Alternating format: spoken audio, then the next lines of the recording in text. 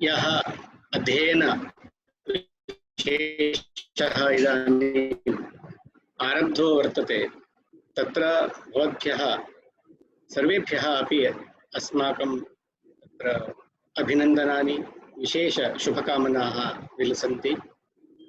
अद्य एवं चिन्तितं वेदान्तसारस्य ग्रन्थाध्ययनं श्वः आरभ्य भविष्यति। अतः तत्पूर्वं वेदान्तसार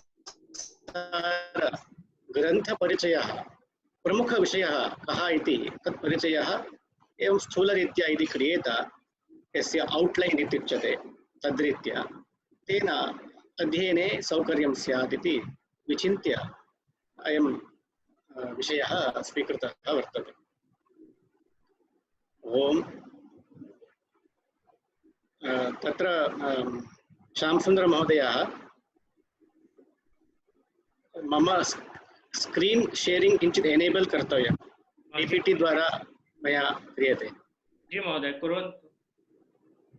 नहीं, host disabled participant screen sharing इति वर्तते। जी महोदय।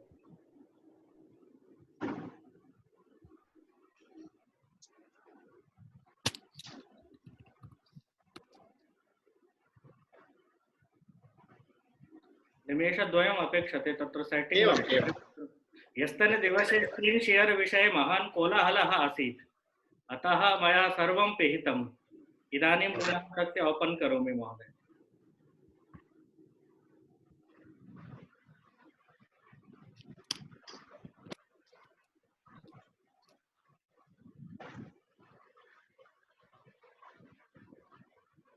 जातं महोदय, कुर्वन्तु। न जातम्।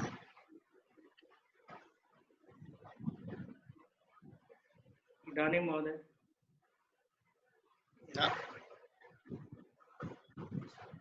एकवारं लीव् कृत्वा पुनः आगच्छामि वा? न इदानीम् आगतम् आगतम् आगतम् आगतम्। जी महोदय, ह्यस्तनदिवसे महान् कोलाहलः आसीत्, अतः मया जी महोदय दृश्यते, सम्यक् दृश्यते।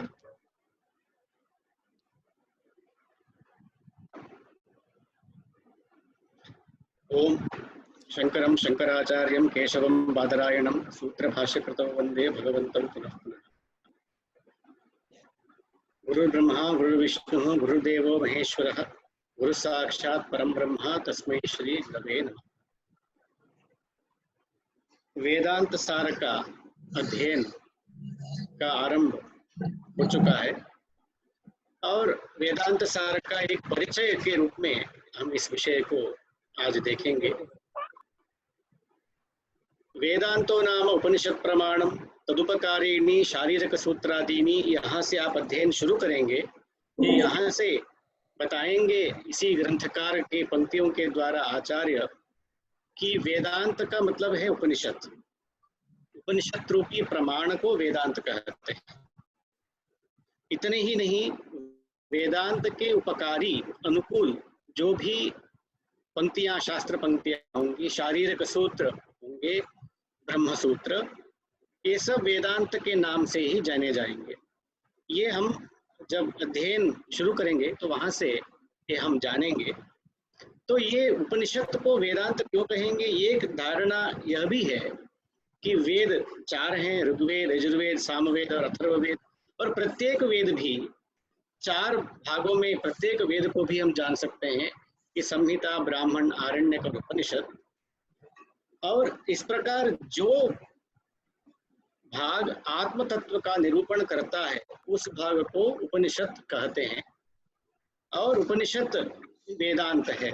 उपनिषद, यहाँ वेदांत का मतलब है उपनिषद, ऐसे ग्रंथकार का यहाँ अभिप्राय है। तो उपनिषद ही वेदांत है और उसके अनुसारी जो भी ब्रह्म सूत्र है इत्यादि वो सब है। वो कौन कौन से जो वेदांत के जो तत्व हैं, आत्म तत्व हैं, इस आत्म तत्व को समझाने के लिए क्या क्या विशेष बातें हैं और क्या क्या ग्रंथ हमारे पूर्वाचार्यों के द्वारा रचे गए हैं, हम वहीं से शुरू करते हैं।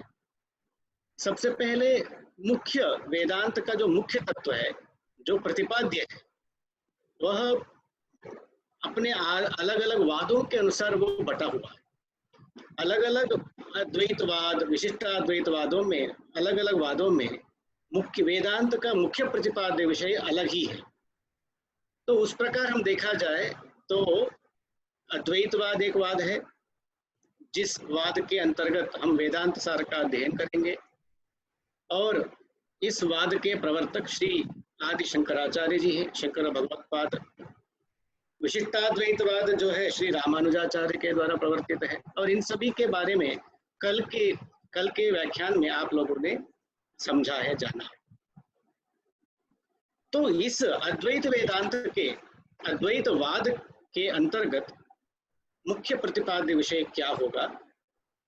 वो ये है ब्रह्म सत्यम जगन मिथ्या जीवो ब्रह्मैव नापरः। इसको एक सामान्य दृष्टि से पूरे अद्वैत वेदांत का सार को यदि समझना है, क्या बताता है कि अद्वैत वेदांत का मुख्य प्रतिपाद्य यद्यपि ब्रह्म है, मुख्य प्रतिपाद्य तो ब्रह्म जीवैक्य ही है। यदि पूछा जाए तो अद्वैत वेदांत का मुख्य प्रतिपाद्य क्या है, तो आत्मैकत्व ही मुख्य प्रतिपाद्य विषय है। मगर और भी सभी प्रक्रिया और भी सिद्धांतों को एक साथ जोड़ करके एक वाक्य में यदि कहना चाहेंगे तो यह वाक्य है ब्रह्म सत्यम। जो ब्रह्म है, परमात्मा कहे, और वो ही सत्य है, और जगन मिथ्या तद भिन्न जो भी है, जगत ब्रह्म से भिन्न पदार्थ सब कुछ मिथ्या है, और जीवो ब्रह्मैव नापरः, और जीव ब्रह्म ही है, ब्रह्म से भिन्न के रूप में जीव नहीं है, ब्रह्म और जीव के अभेद हैं। इस प्रकार इसको हम बाद में विस्तार से हम समझेंगे, जब इसके प्रतिपाद्य विषय में, ग्रंथ के प्रतिपाद्य विषय के संदर्भ में हम जब बात करेंगे, हम वहां पर विस्तार से इस चीज को हम समझेंगे। इस सिद्धांत को समझाते हुए ब्रह्म को, जैसे मैंने कहा कि मुख्य प्रतिपाद्य विषय आत्मिकत्व है अद्वैत वेदांत में, और आत्मिकत्व को समझाने के लिए जो वेदांत वाक्यों का अत्यंत श्रुति शिरोभूत वाक्यों के रूप में हम जो लेते हैं प्रमाण के रूप में, उन्हें महावाक्य कहते हैं। महावाक्य का मतलब है जीव और ब्रह्म के अभेद बोधक वाक्य है।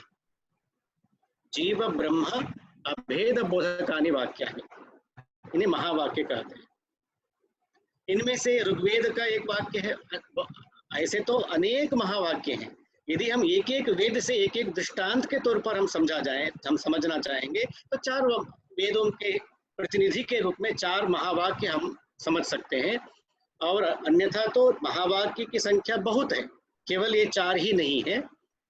और एक एक वेद के प्रतिनिधि के रूप में एक एक वाक्य हम यहाँ पर उद्धृत कर सकते हैं।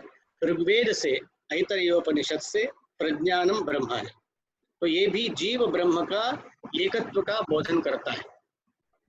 और यजुर्वेद से अहम ब्रह्मास्मि है, और इसको हमने लक्षण वाक्य, उपदेश वाक्य, साक्षात्कार वाक्य और अनुभव वाक्य के अनुसार हमने यहाँ उनका क्रम बदला है।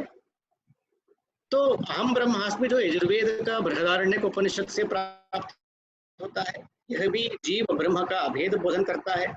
और सामवेद से तत्त्वमसि महावाक्य का प्राप्ति होती है, और ये भी जीव ब्रह्म का भेद बोधन करता है। और अयम आत्मा ब्रह्म अथर्ववेद से प्राप्त होता है, मांडूक्य उपनिषद से, और इसका भी वही अर्थ है, जीव ब्रह्म भेद।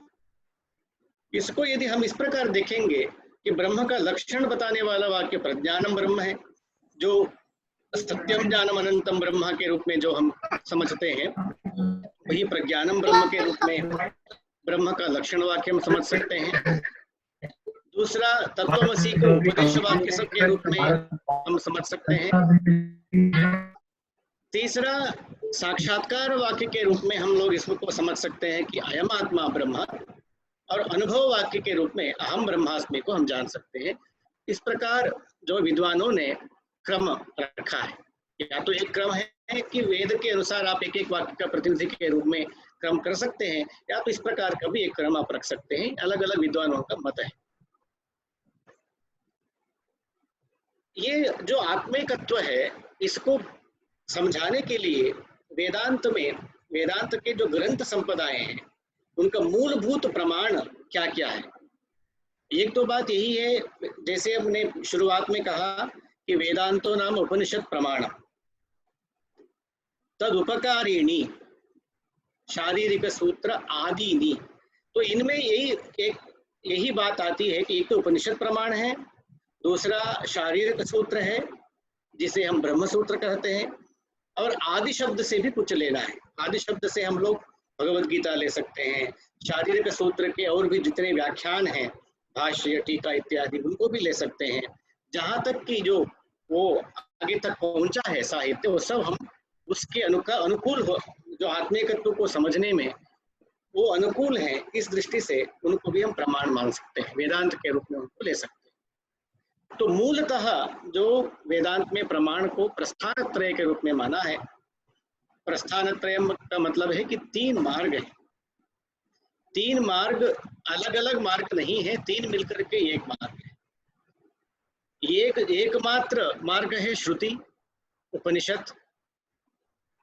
तम तो उपनिषदम पुरुषम पृच्छामि, तो उपनिषद के अलावा कोई अन्य मार्ग ही नहीं है आत्मा को समझने के लिए। शास्त्र योनित्वात्, इस सूत्र में भी इसी बात को सिद्ध किया। तो आत्म तत्व को समझने के लिए एक ही मार्ग है, वह उपनिषद मार्ग है, श्रुति मार्ग है। मगर श्रुत्यर्थ को समझने के लिए हमें और भी 2 प्रस्थानों की आवश्यकता पड़ती है, एक भगवद गीता और ब्रह्म सूत्र। भगवद गीता को हम लोग किस रूप में देखते हैं, इसका भगवद गीता का नाम से ही इसको हम समझ सकते हैं। भगवद गीता का नाम जो है संपूर्णतया यदि कहे तो श्रीमद् भगवद गीतोपनिषद इसका संपूर्ण नाम है। भगवान के द्वारा प्रतिपादित की गई उपनिषद है, तो उपनिषद का ही प्रतिपादन भगवान अपने वाणी के द्वारा किया, इसी के लिए इसका नाम क्या पड़ता है, श्रीमद् भगवद गीतोपनिषद। इसीलिए उसका एक देश केवल विशेषण के रूप में भगवद गीता इस प्रकार का शब्द का हम प्रयोग करते हैं। अन्यथा स्त्रीलिंग में भगवद गीता शब्द का प्रयोग करने में कोई औचित्य नहीं है। भगवता गीतम भगवद गीतम होना चाहिए, और किंतु हम इसका व्यवहार करते हैं भगवद गीता। तो इसका मतलब यही है कि उसका विशेष के साथ उसका विभक्ति और इसका लिंग का निर्धारण होता है, और अंत में उसका विशेष उपनिषद शब्द है, उपनिषद स्त्रीलिंग में है, अतः भगवद गीता शब्द भी स्त्रीलिंग में प्रयुक्त है। इसलिए श्रीमद् भगवद गीतोपनिषद इसका संपूर्ण नाम है, और इसी से समझ में आता है कि भगवान के द्वारा उपनिषद की ही बात की गई। और जो तीसरा है ब्रह्म सूत्र, और इसमें भी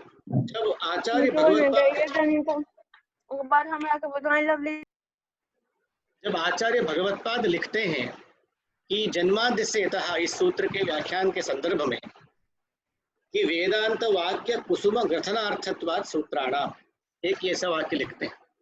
ये जो ब्रह्म सूत्र हैं, ये जो सूत्र हैं, इन सूत्रों का प्रयोजन वेदांत वाक्यों को चुन करके माला बनाने में ही है।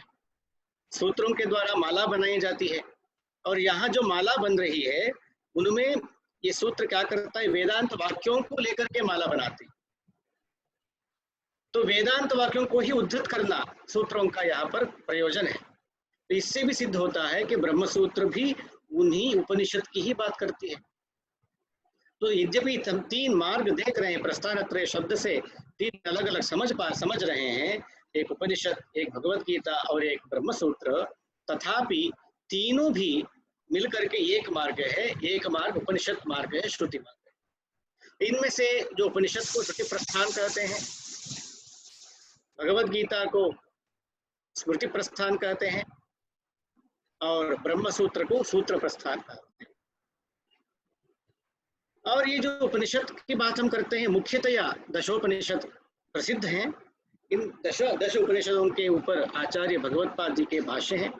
ईशावास्योपनिषद है, केनोपनिषद है, कठोपनिषद है, प्रश्न, मुंडक, मांडुक्य, तैत्तिरीय, ऐतरेय, छांदोग्य और बृहदारण्य ये मुख्य उपनिषद के रूप में माने गए हैं, और इन पर भगवत्पाद के भाष्य हैं। और मैं इसको इसीलिए कर रहा हूँ कि हमारी जो वेदांत के ग्रंथ संपदा, जो आचार्यों के द्वारा प्रदत्त जो साहित्य है और आज तक जो प्राप्त होती है, उसका एक परंपरा मैं बताना चाह रहा था।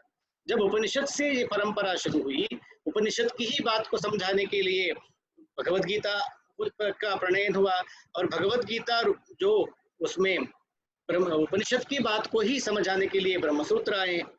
इसीलिए भाष्य भी उसी उपनिषद की बातों को समझाने के लिए आया, और आगे जो ग्रंथ साहित्य, ग्रंथ संपदा आगे बनी, वो भी इसीलिए बनी। जैसे उपनिषद पर भाष्य लिखे गए आचार्य शंकर के द्वारा, और भाष्य के ऊपर जो टीकाएं लिखी गई हैं, जैसे आनंद गिरी जी ने न्याय निर्णय टीका लिखी, सभी उपनिषद भाष्यों पर लिखी है।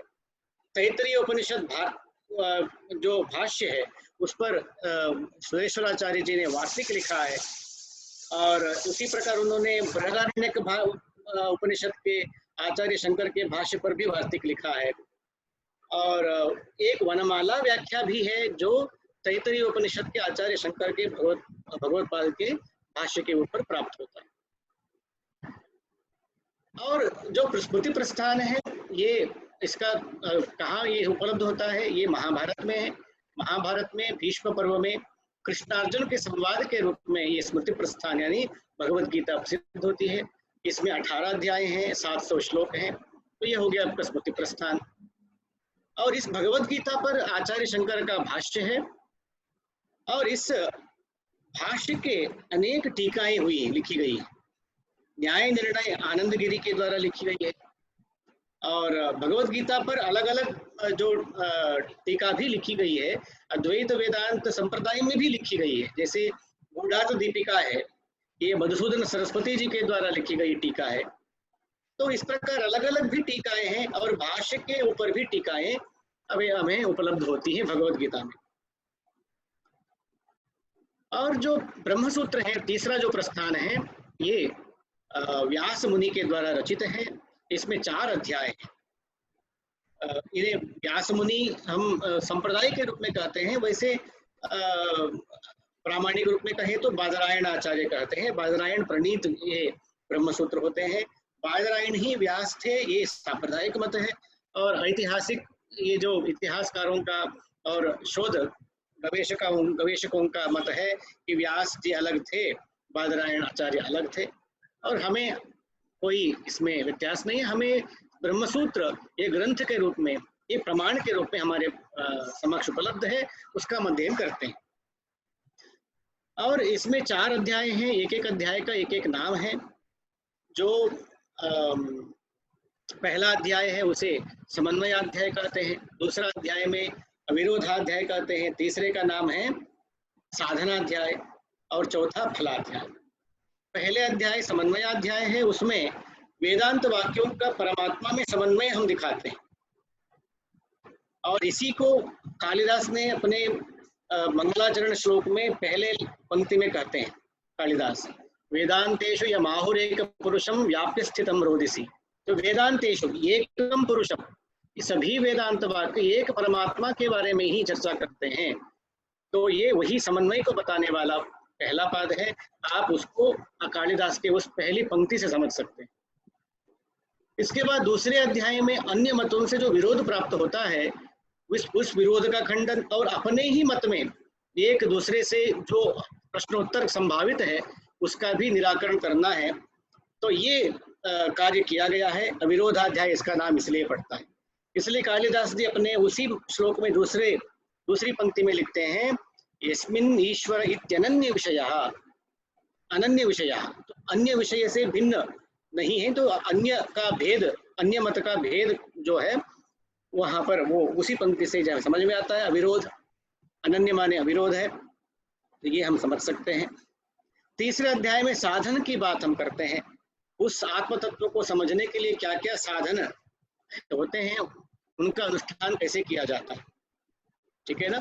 तो उसमें वेदांतेषु यमाहुरेक पुरुषम व्याप्य स्थितम रोदिसी, यस्मिन् ईश्वर इत्यनन्य विषयः, शब्दो यथार्थाक्षरः, अंतर्यश्च मुमुक्षुभिर् प्राणादिभिर्मृग्यते, नियमित प्राणादिभिर्मृग्यते। तो उसमें साधन की बात उन्होंने की है तीसरी पंक्ति में, तो वही साधन अध्याय के रूप में यहाँ हम प्राप्त करते हैं ब्रह्म सूत्र में। और सस्थाणु स्थिर भक्ति योग सुलभ निश्रेयसायास्तु वहा, तो निश्रेय स्वरूप की फल की चर्चा कालिदास करते हैं उस चतुर्थ पंक्ति में, वही हमारे यहाँ ब्रह्म सूत्र में चतुर्थाध्याय के रूप में, फलाध्याय के रूप में प्राप्त होता है।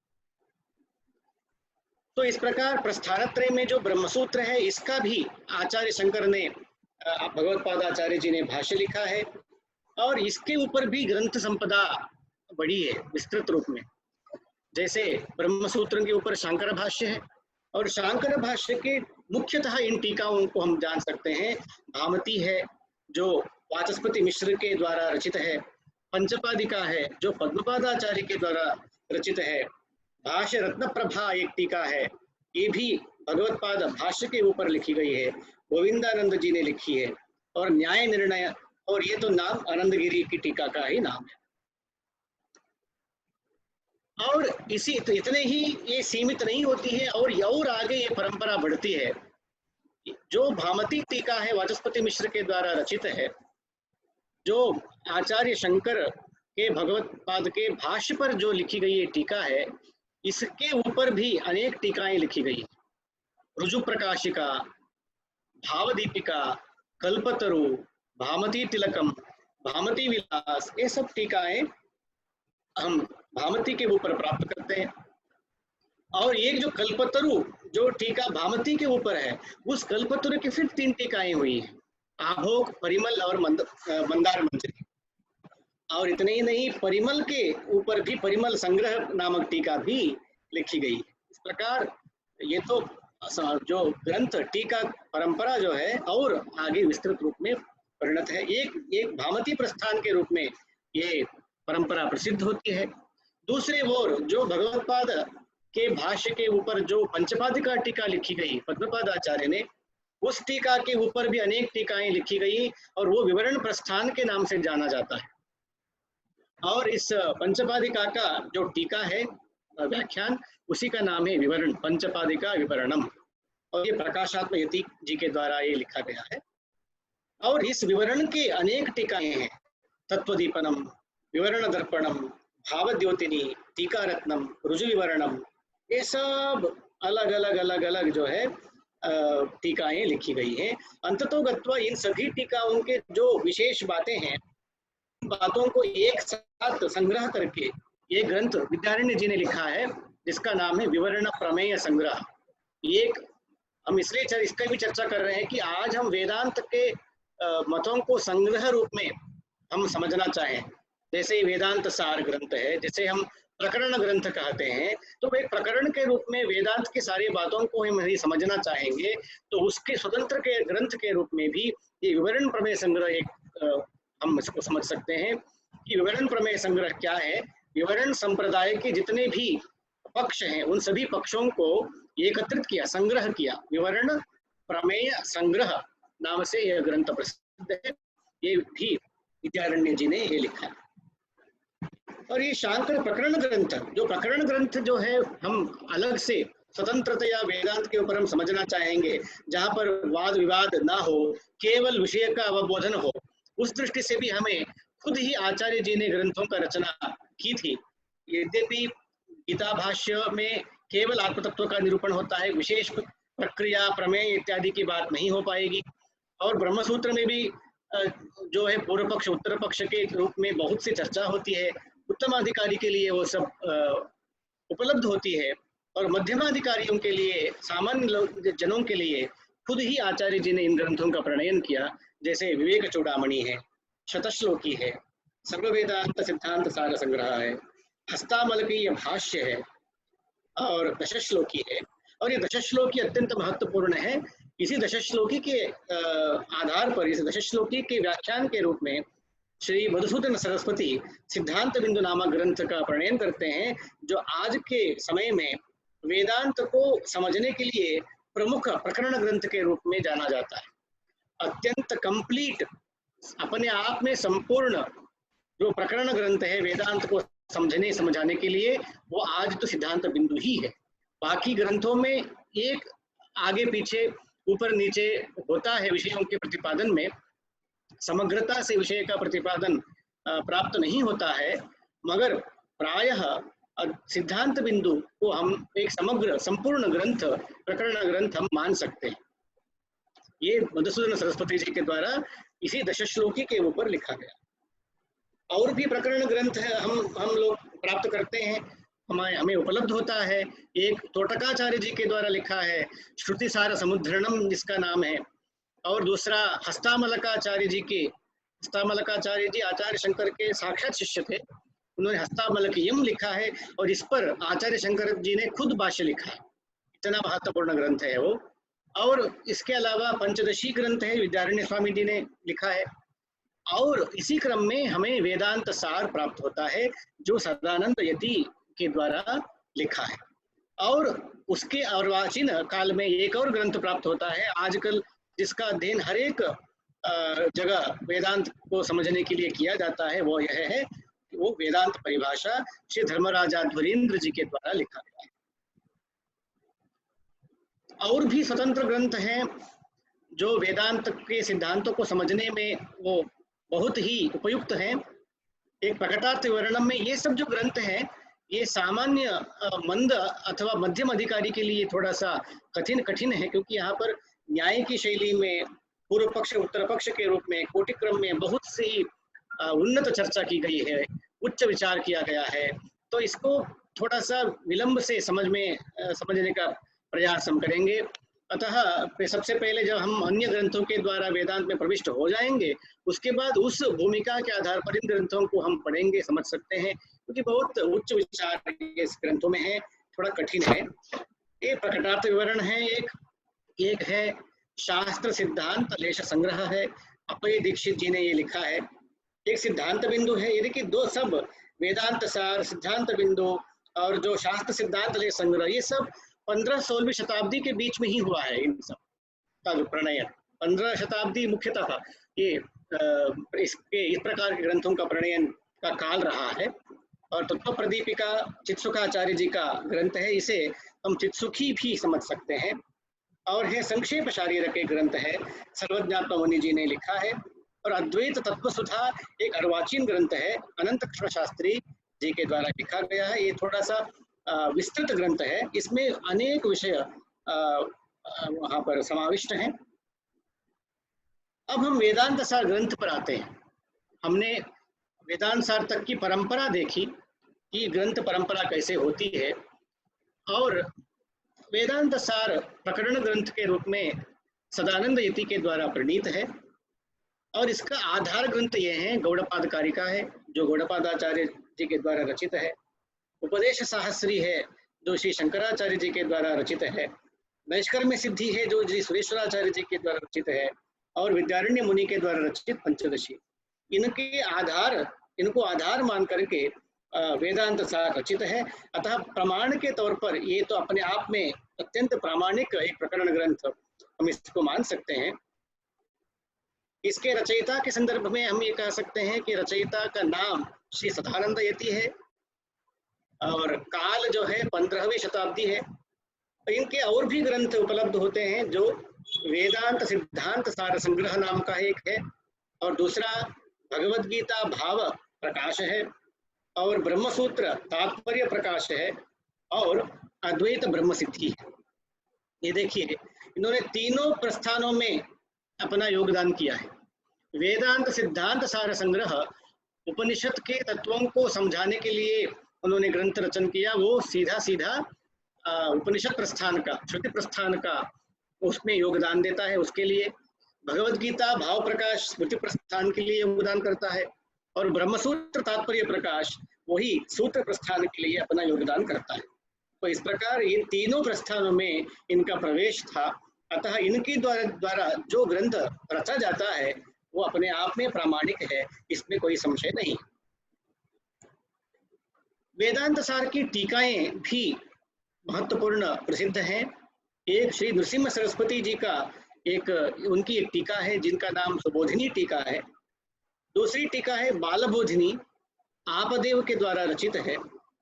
ये वही आपदेव हैं जिन्होंने मीमांसा न्याय प्रकाश ग्रंथ रचा है, और वो ग्रंथ आज भी मीमांसा के लिए प्रकरण ग्रंथ के नाम से, आरंभिक प्रवेश ग्रंथ के नाम से जाना जाता है। जो मीमांसा का जो अन्य ग्रंथ जो है न्यायमाला इत्यादि, उससे भी थोड़ा प्रौढ़ और समग्र विषयों को संग्रहित करके उन्होंने मीमांसा में वह ग्रंथ लिखा, न्याय प्रकाश करके। उसी उन्हीं ग्रंथकार न्यापदेव ने इसकी टीका की लिखी है, तो इससे इस ग्रंथ का महत्व अपने आप में सिद्ध होता है। एक तीसरी टीका है विद्वान मनोरंजनी नाम की, रामतीर्थ जी ने लिखी है। ये वही रामतीर्थ जी है जो इसमें श्री राम विश्वेश्वर माधवानाम ऐक्येन साक्षात्कृत माधवानाम, इस प्रकार मधुसूदन सरस्वती अपने अद्वैत सिद्धि में अपने गुरुओं की चर्चा करते हैं, प्रणाम करते हैं अपने गुरुओं को। उन गुरुओं की सूची में एक श्री राम नामक गुरु का वो स्मरण करते हैं गुरु के, और उन्हीं का ये टीका, उन्हीं की टीका है, श्री रामतीर्थ जी की टीका है विद्वान मनोरंजनी। इससे और इस ग्रंथ का महत्व सिद्ध होता है। इसके बाद हम वेदांत सार के प्रतिपाद्य विषय में प्रविष्ट करते हैं। ये मंगलाचरण आदि में है। अखंडम सच्चिदानंदम अवांग मनस गोचरम आत्मानम अखिलाधारम आश्रयेभीष्ट सिद्धये, इस प्रकार का मंगलाचरण इसमें है। और इसमें इसके बाद अनुबंध चतुष्टय का वर्णन किया, अध्यारोप, अपवाद, तत्वम पदार्थ का शोधम, तत्वमसि वाक्यार्थ, महावाक्यार्थों में उनका विचार क्या है, और अनुभव, विद्वानों का अनुभव क्या होता है, ब्रह्म साक्षात्कार होने के बाद अनुभव किस प्रकार का होता है, ये सब इस ग्रंथ का मुख्य प्रतिपाद्य विषय है। और आगे जाकर के इन्होंने अपने स्वस्वरूप परब्रह्म का साक्षात्कार के लिए साधनों की भी चर्चा उन्होंने की है। श्रवण, मनन, निधिध्यासन, समाधि, इन सभी का विवरण इन्होंने अच्छे तरीके से प्रतिपादन किया है। और मुक्ति का भेद भी उन्होंने समझाया है, जीवन मुक्ति, विदेह मुक्ति, इनकी भी चर्चा इन्होंने की है। अच्छे तरीके से इन सभी विषयों का प्रतिपादन इन्होंने किया है। मैं थोड़ा सा ये जो मंगलाचरण है, इस पर 5 मिनट और मैं लेना चाहता हूँ। इसके बाद मैं अपनी वाणी को विराम देता हूँ। वेदांत का जो प्रमुख सिद्धांत हमने आरंभ में ही जाना, ब्रह्म सत्यम जगन मिथ्या जीवो ब्रह्मैव नापरः, इसी को बताने के लिए सारा वेदांत का साहित्य आया है। और उस तत्व को, उसी बात को अपने मंगलाचरण में ही संपूर्णतया आचार्य जी ने प्रतिपादित कर दिया। तो वही हम देखेंगे। अखंडम सच्चिदानंदम अवांग मनस गोचरम आत्मानम अखिलाधारम आश्रयेभीष्ट सिद्धये, ये मंगलाचरण। यहाँ जो है अखंड शब्द है। अखंड शब्द से ब्रह्म का बोध होता है। ब्रह्म शब्द का अर्थ क्या है? धातु से जो अर्थ लेते हैं, जो परिच्छेद रहित है, यही अर्थ प्राप्त होता है। ब्रह्म, बृह बृहि वृद्धौ धातु से अत्यंत बड़ा वस्तु, अत्यंत बड़ा जो है वो ब्रह्म है, सबसे बड़ा। और जो भी हो उसको छोटा कैसे सिद्ध करेंगे? किसी वस्तु को आप छोटा कैसे बताएंगे? ये तो आप कहेंगे कि ये यहाँ रखा है, वो वहाँ रखा है, इससे वो बड़ा है। उतनी जगह को वो घेर रहा है, तो छोटी जगह को जो घेर रहा है, तो देशतः किसी प्रदेश से किसी को हम छोटा बड़ा कहते हैं। और ब्रह्म जो है अत्यंत बड़ा है, इसलिए है वो आकाश का भी करता है, आकाश को भी पैदा करने वाला है। ठीक है, तो इसलिए देश के, प्रदेश के हिसाब से ब्रह्म को हम उसको खंड नहीं कर सकते।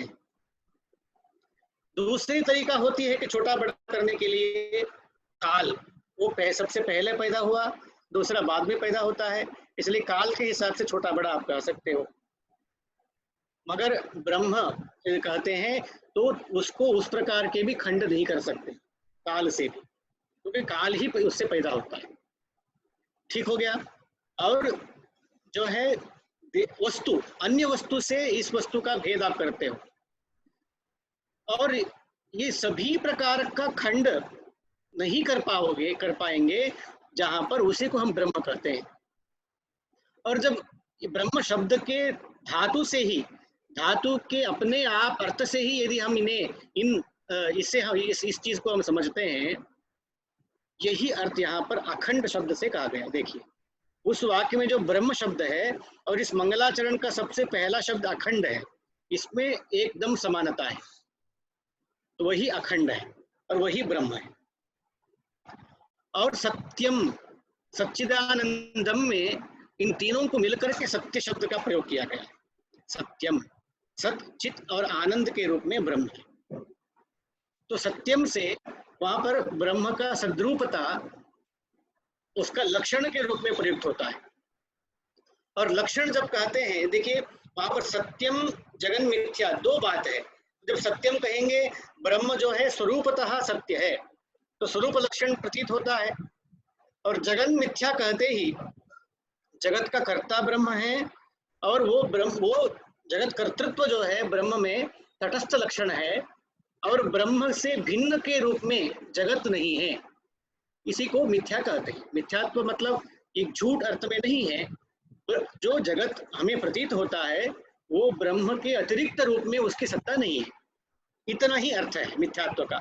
एक बहुत बड़ा भारी भयंकर शब्द के रूप में प्रचलित हो गया है, मगर ऐसा नहीं है। मिथ्यात्व का अत्यंत सामान्य अर्थ है कि जगत जो हमें प्रतीत होता है वह अपने कारण ब्रह्म के अतिरिक्त रूप में उसकी सत्ता नहीं, इतना सामान्य है। तो यही बात सत्यम और जगन मिथ्या, ये दोनों इन्होंने एकदम यहाँ ले लिया। सच्चिदानंदम के रूप में स्वरूप लक्षण को बता दिया, और अखिलाधारम के रूप में, अखिल जगत का आधार, आधार कब होता है? जब वो कारण बनता है, और वो आधार है। आधार में आधेय की सत्ता आधार के अतिरिक्त नहीं है। घट की सत्ता उससे मिट्टी के अतिरिक्त रूप में नहीं है, क्योंकि वो मिट्टी घट का आधार है। यही बात अखिलाधारम से यहाँ पर कहा गया है, वही बात जगन मिथ्या के रूप में मूल वाक्य में हमें प्रतीत होता है। इसलिए उसके साथ ही हमें इसको समझते हुए जाना है। तो ये हो गया ब्रह्म सत्यम, जगन मिथ्या और जीव ब्रह्मैव नापरा। जब आप अखंड ही शब्द कह दिए हैं, और यहाँ इस मंगलाचरण में आत्मानम कहा है, जो ब्रह्म अखंड है, जो ब्रह्म सच्चिदानंद है, जो ब्रह्म सकल जगत का आधार है, वो कौन है? आत्मानम कह दिया। तो वो खुद ही अपनी आत्मा है वो। तो इसी बात से, इसी शब्द से जो मूल वाक्य का जीवो ब्रह्मैव नापरः, ये भी यहाँ स्पष्ट हो जाती है, अभीष्ट सिद्धये। तो इस प्रकार इस मंगलाचरण में उन्होंने अद्वैत वेदांत का सभी प्रतिपाद्य विषय को एक गोली के रूप में, गुलिका के रूप में उन्होंने बना करके दे दिया। तो इस प्रकार अत्यंत संक्षेप में एक वेदांत सार का हम परिचय प्राप्त करते हैं, और आप आज से अध्ययन प्रारंभ कर रहे हैं वेदांत सार का। और मुझे आशा है वेदांत सार का अध्ययन में आपकी प्रावीण्यता आपका सिद्ध होगा, और धीरे धीरे और भी इसके उन्नत ग्रंथों में आपका प्रवेश होगा। इसी शुभकामनाओं के साथ अभिनंदन करता हुआ मैं अपनी वाणी को विराम देता हूँ। सभी को नमस्कार, धन्यवाद। वयं भूर्षः लाभान्विताः महोदय भवताम् उद्बोधनेन।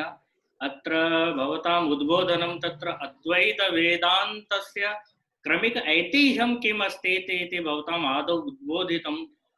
तदनन्तरं ग्रन्थावलिः कथं कथं तत्र अग्रे वर्धते तस्यापि विवरणं सम्यक् भवद्भिः तत्र आरेखनमाध्यमेन अस्माकं पुरतः तत्र संस्थापितं सर्वं विधम्।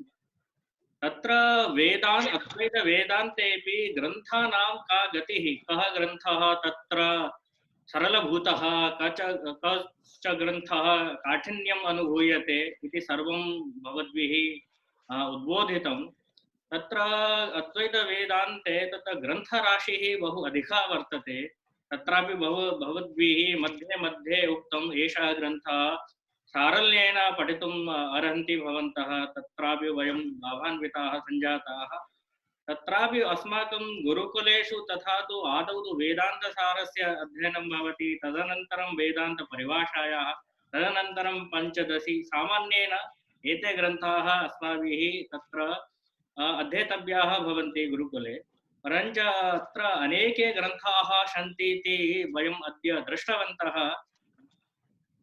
अत्र इतः परम् अहं तत्र जिज्ञासाधिकरणम् आरम्भं कर्तुम् अहं तत्र दूरदर्शने अपि च आकाशवाण्यां संस्कृतसमाचार प्रवाचकान् गवीश द्विवेदी महोदयान् अनुरुन्धे कृपया चैट बॉक्स मध्ये यैः प्रश्नाः विहिताः तेषाम् अत्र उद्बोधनं तत्र वाचनं कुर्वन्तु महोदयानां निकटे। गवीश महोदयः। श्री गुरुभ्यो नमः। सर्वेभ्यः नौमि। अद्य वस्तुतः महोदयेन पीपीटी द्वारा यथा निदर्शितं तेन प्रश्नाः नैव समागताः, केवलं सर्वेपि एनं पीपीटी इति स्लाइड्स् सर्वेपि इच्छन्ति। यदि आचार्याणाम् अनुमतिः तर्हि व्यवस्था आयोजकाः तत् प्रेषयितुं शक्यन्ते। कश्चन प्रश्नः आगतः, मिथ्यात्व क्या सत्ता सापेक्ष है? जैसे ब्रह्म के सापेक्ष जगत एवं व्यावहारिक सर्प सापेक्ष रज्जु ज्ञान होता है। अंकिता जी का प्रश्न है ये, मैं फिर से पढ़ता हूँ। मिथ्यात्व क्या सत्ता सापेक्ष है? जैसे ब्रह्म के सापेक्ष जगत एवं व्यावहारिक सर्प के सापेक्ष रज्जु ज्ञान। मिथ्यात्व का मतलब ही उन्हें एक बार समझा दिया है कि जिसकी अतिरिक्त सत्ता नहीं है, जिस पर वो अधिष्ठित है, जिस पर वो दिख रहा है, उसी की सत्ता को लेकर के अपनी सत्ता को वो साबित करता है। अतिरिक्त सत्ता नहीं होती है, इतना ही तात्पर्य है। वहां पर जैसे आप रज्जु सर्प का दृष्टांत देखते हैं कि सर्प का रज्जु सत्ता के अतिरिक्त सर्प की कोई सत्ता नहीं होती है। उसी प्रकार जगत की सत्ता भी ब्रह्म सत्ता को लेकर के ही होता है कि जहां पर भी हम अस्थि सत्य इत्यादि व्यवहार करते हैं वो हम ब्रह्म सत्ता का ही व्यवहार करते हैं। ये शास्त्र का सिद्धांत होता है। और यही बात जो है आप वेदांत परिभाषा में भी आप समझ सकते हैं और वार्तिकों में भी आया है कि अस्ति भाति प्रियम रूपम नाम चेत्यंश पंचकम आद्यम त्रयम ब्रह्म रूपम जगद रूपम ततोद्वयम। तो ये एक कारिका प्राप्त होती है। यहाँ देखिए, अस्ति भाति प्रियम, अस्ति का जो है ये सत्ता सद्रूप ब्रह्म से आया हुआ है, भाति ज्ञान रूप ब्रह्म से आया हुआ है और प्रियम आनंद रूप ब्रह्म से आया हुआ है। तो जो भी जिस किसी पदार्थ में भी हमें इस प्रकार का भान होता है इन तीनों का, वो मूलतः ब्रह्म से ही उसका भान होता है। ब्रह्म को ही हम उस प्रकार हम अनुभव कर रहे हैं और केवलम नाम और रूप का जो प्रतीति होती है वही जगत की प्रतीति है, अन्यतया बाकी तीनों की प्रतीति ब्रह्म से ही है। जी धन्यवाद। एक और प्रतिबिंबवाद और अवच्छेदवाद के विषय में थोड़ा सा बताइए, ऐसा रोहित बख्शी जी पूछ रहे हैं। इसका आगे आप वेदांत सार में भी जब प्रवेश करेंगे धीरे धीरे उसमें आएगा, फिर भी आपको हम बताएंगे कि जीव और ब्रह्म का जो भेद बताना पड़ेगा, तो उसको भेद करने के लिए दो अलग अलग प्रस्थान, भामती प्रस्थान का अलग और विवरण प्रस्थान का अलग धारा हुई। एक अवच्छेदवाद होगा, एक जो है बिंब प्रतिबिंबवाद होगा। उसका मतलब ये है कि एक दो दृष्टांत को लेकर के ये वाद प्रवृत्त होते हैं।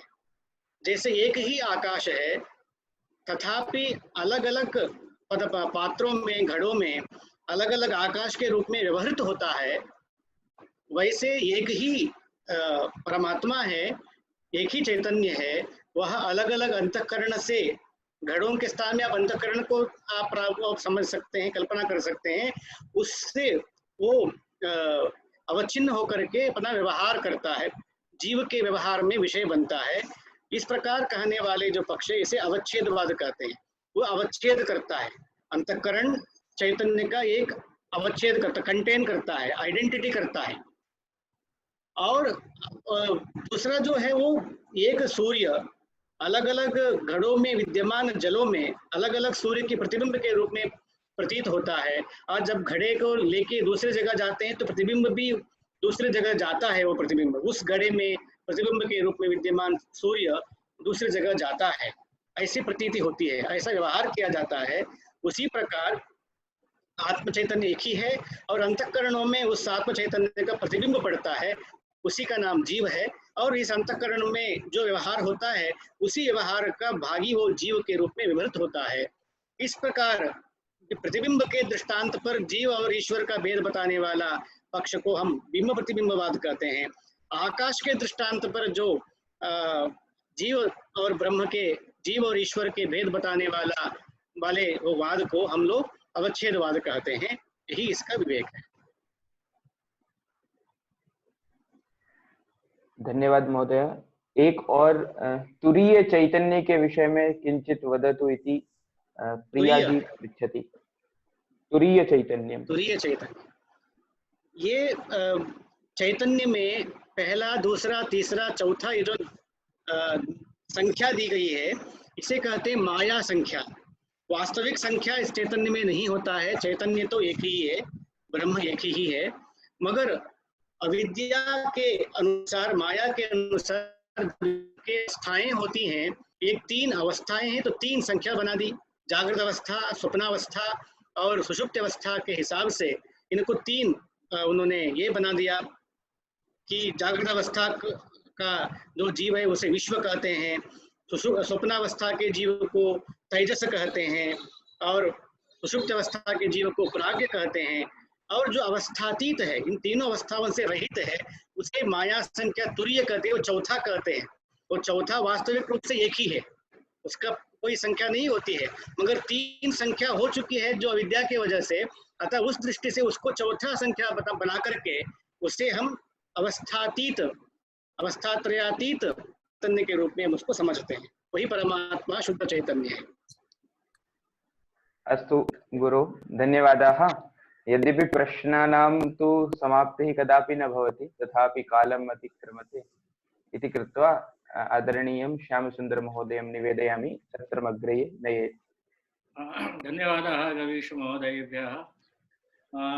सम्यक् आसीत् प्रश्नोत्तर अयं कालः, एतत् सत्रं सम्यक् रीत्या सम्पूर्णतां याति।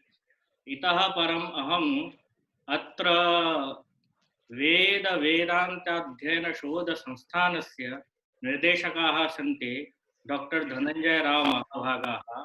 एतेषाम् एव निर्देशने अयं उपक्रमः तत्र प्रचलति। तान् अनुरुद्धे कृपया आगत्य अद्य सतीशवर्याणां कृपया धन्यवादं दातुम् आगच्छन्तु। डॉक्टर धनंजय राव महाभागाः।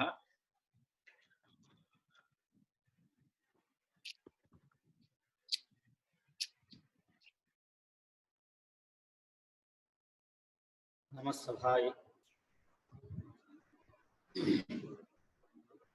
सतीश वर्य महाभागानां व्याख्यानम् अद्भुतं रमाद्भुतम् इत्यपि वक्तुं